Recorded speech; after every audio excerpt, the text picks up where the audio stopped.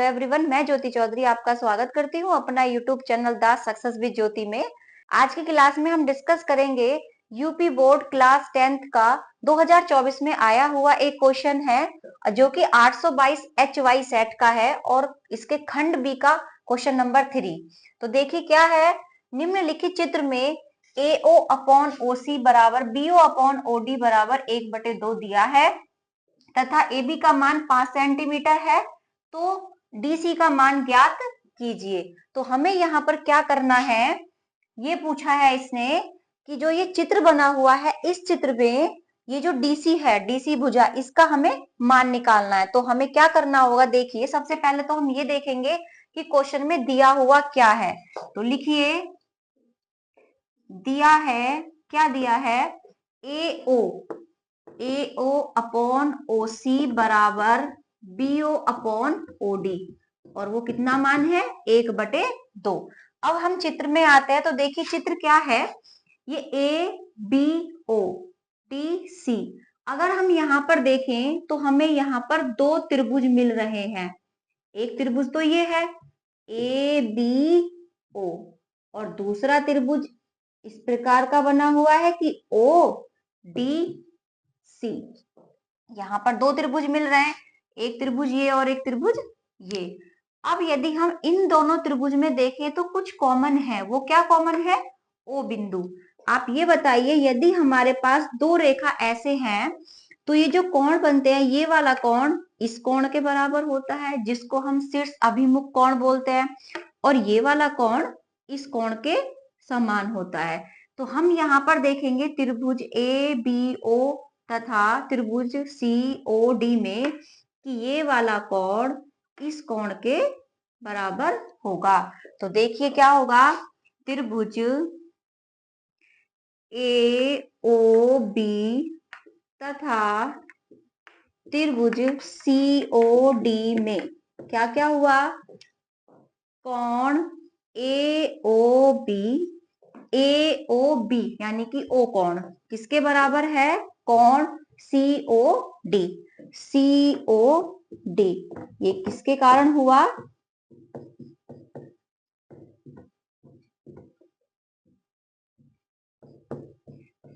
कोण। अब आगे चलते हैं।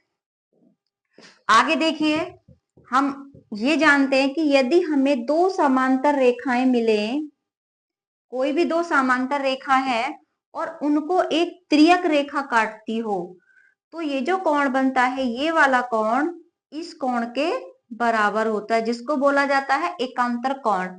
और जब ये वाला कोण इस कोण के बराबर होगा तो हम इस चित्र में देखते हैं तो क्या मिलेगा हमें चित्र में, यदि मैं AB रेखा देखूं, रेखा AB और रेखा DC दोनों एक दूसरे के समांतर हैं और इसने B को D से मिलाया है, B को मिलाया है D से। तो हम देखेंगे कि ये वाला कोण और ये वाला कोण एकांतर कोण आ रहे हैं और इस नियम से हम जानते हैं कि B कोण किसके बराबर हो जाएगा, D कोण के बराबर। तो यहाँ पर हम ये लिख सकते हैं कि B कोण D कोण के बराबर रहेगा। क्यों, क्योंकि दो समांतर रेखाएं हैं और उसको एक तिरछी रेखा काट रही है। तो अब हम क्या लिख सकते हैं कि कोण B बराबर होगा कोण D के। क्यों, एकांतर कोण, या आप इसको बोल सकते हो त्रियक कोण। इसी तरीके से हम क्या देखेंगे, यदि हमने इस बार A और C को मिलाया तो हमें क्या मिलेगा, जैसे हमने B और D को मिलाया था उसी प्रकार हम क्या करेंगे, A को C से मिलाएंगे। तो ये भी यही है कि तिरछी रेखा है और तिरछी रेखा का नियम होता है कि ये वाला कोण इस कोण के बराबर हो जाता है क्योंकि एकांतर कोण होता है। तो फिर इस अभी क्या हो गया, फिर कोण A किसके बराबर हो गया, कोण C के। तो कोण A बराबर हो जाएगा कोण C। ये भी कौन सा कोण होगा, एकांतर कोण। अब हम देखते हैं कि O कोण इसके बराबर हुआ और B कोण D कोण के बराबर आया और A कोण किसके बराबर आया, C कोण के बराबर। तो हमने देखा यहाँ पर कि त्रिभुज त्रिभुज ए ओ बी तथा त्रिभुज सी ओ डी में तीनों कोण कोण ओ बराबर कोण ओ रहेगा। ठीक है, कोण ए बराबर कोण सी और कोण बी बराबर कोण डी। तो यहाँ पर हमें क्या मिलेगा, ए ए ए, यानी कि कोण कोण कोण समरूपता। समरूपता, और इस नियम से क्या हो जाएगा, दोनों त्रिभुज एक दूसरे के समरूप त्रिभुज हो जाएंगे। और जब दो त्रिभुज एक दूसरे के समरूप होते हैं तो उनमें जो भुजाओं का अनुपात होता है वो हमेशा क्या होता है, बराबर होता है। तो अब हम देखेंगे यहाँ पर क्या, कि त्रिभुज ए बी ओ और दूसरा त्रिभुज कौन सा है, इस प्रकार बना हुआ है ओ डी सी।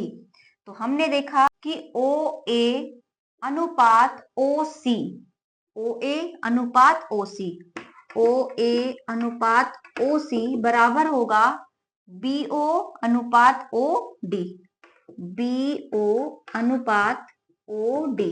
तथा तीसरी भुजा कौन सी बची है, ए बी और डी सी। तो A B upon D C. अब ये तीनों इक्वल दिया हुआ है और हम जानते हैं कि पहले दो के इक्वल किसके बराबर है, 1/2 के बराबर। तो इसको भी 1/2 रख देंगे। तो यहां से क्या हो जाएगा, अब केवल हम इसको लेके चलेंगे और यहां से A B upon D C बराबर 1/2, और यहाँ पर ए बी की वैल्यू कितनी दी हुई है, 5 सेंटीमीटर। तो यहाँ से डी सी की वैल्यू निकाल देंगे। डी सी बराबर आ जाएगा ए बी गुणा 2, यानी कि 2 गुणा 5 बराबर 10 सेंटीमीटर। तो इसकी माप कितनी आ गई, 10 सेंटीमीटर। क्वेश्चन लेके चलते हैं। खंड बी का 2D पार्ट दिया हुआ है। देखिए क्वेश्चन में क्या बोला है कि निम्नलिखित सारणी से बहुलक ज्ञात कीजिए। तो हमें ये सारणी दे दी है, तो बहुलक निकलवा रहा है। तो हम जानते हैं बहुलक का फॉर्मूला, बहुलक का सूत्र क्या होता है कि L plus F1 minus F0 upon 2 F1 minus F0 minus F2 और इनटू में H। हम इसको कैसे याद रख सकते हैं, F1 माइनस F0 यानी कि 1 और 0, तो ये कितना हो जाएगा 10, और बटे में क्या है 1 0 2 102। आप इसको ऐसे याद रख सकते हो कि 10/102। तो ऊपर क्या होता है F1 माइनस F0, नीचे होता है 2F1 minus F0 minus F2। अब ये सब चीजें हम इस सारणी से निकालेंगे। देखिए क्या होता है, बहुलक का मतलब होता है जो बहुत बार आया हुआ है, जिसकी फ्रीक्वेंसी सबसे ज्यादा होती है। तो जरा देखिए F, सबसे बड़ा F कौन सा है, ये 12। अब हम क्या करेंगे, इस वाले बॉक्स को लेके चलेंगे और इस बॉक्स में सारी चीजें हमें मिल जाएंगी। और इसको क्या बोला जाता है, इसको बोला जाता है बहुलक वर्ग।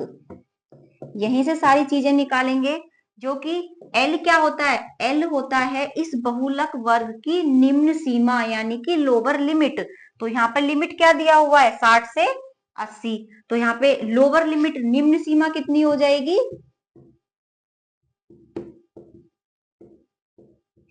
यहाँ पर निम्न सीमा हुई 60। आगे चलते हैं।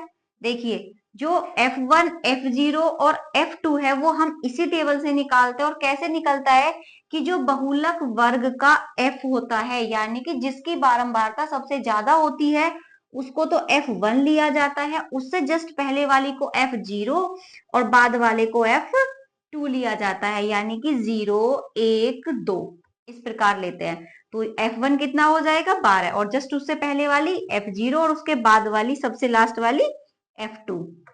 तो देखिए F0 नहीं, F1 कितना है 12, F0 दिया हुआ है 10 और F2 दिया हुआ है 6, ये सब। और H कितना है, H हमें लेना होता है कि जो भी ये अंतराल मिला था उसका अंतर, तो कितना है 60 से 80, तो H मिल जाएगा हमको यहाँ से 20। अब ये सब वैल्यू हम इसमें रख देंगे। तो देखिए क्या निकल के आएगा, L है 60 प्लस F1 माइनस F0 1 कितना 12 माइनस F0 10 बटे 2 गुणा F1 यानी कि 12 माइनस F0 10 और माइनस का 6 और साथ में गुणा होगी 20 की। तो कर किया जाए इसको सिंप्लीफाई, तो 60 प्लस 2 बटे 24 माइनस 16 गुणा 20, तो कितना होगा?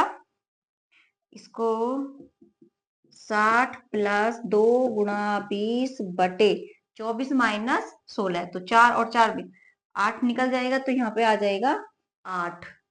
अब 5 20, तो ये आ गया 65, इसका आंसर आ गया 65।